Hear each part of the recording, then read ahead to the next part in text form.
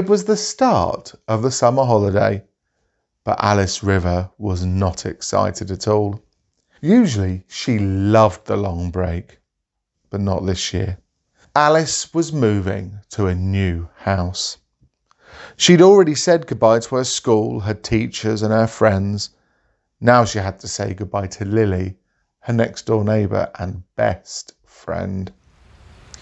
"I wish my mum never got this new job," Alice said to Lily.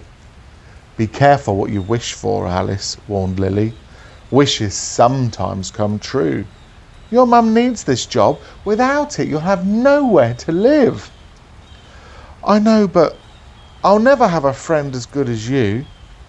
I may never see you again." "We'll talk on the phone and the tablet," Lily said kindly. "You're not moving that far away. I can come and visit. It's not really goodbye." Alice nodded and then felt her mum touch her shoulder. "Come on, sweetheart. It's time to go," Mum said. "Bye, Lily," said Alice. "Bye, Alice," said Lily. Alice gave her best friend a hug and got in the car. As they turned the corner at the bottom of the street, Alice waved Lily goodbye through the window. They drove away, and after a while, Alice curled up on the back seat and fell fast asleep. When Alice woke up, her new home was right outside. She looked at it with bleary eyes. It was much bigger and older than she thought it would be, and posher. It had 3 floors and lots of windows.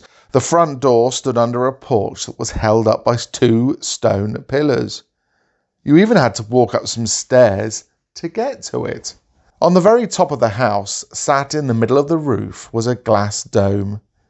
Mum got out of the car and opened the back door.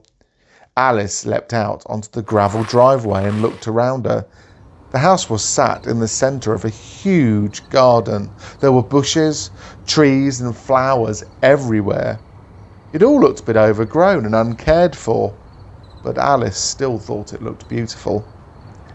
On the other side of the car, in the middle of the sweeping driveway, there was a huge statue of a man in a skirt. "Isn't it amazing here?" Mum said. Alice smiled for the first time that holiday and nodded her head. Maybe it would be all right here after all. "Do we live in this massive house?" Alice said. Mum smiled. "Well, yes, but not all of it."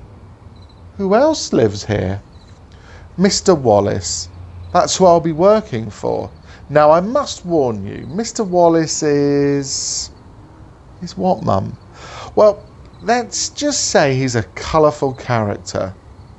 Alice looked at her mum. She didn't know what that meant. The front door of the house rattled and Alice looked up at it. "Hello!" boomed Mr. Wallace as he stepped out into the light. Alice's eyes stared in wonder. Now she knew what colourful character meant.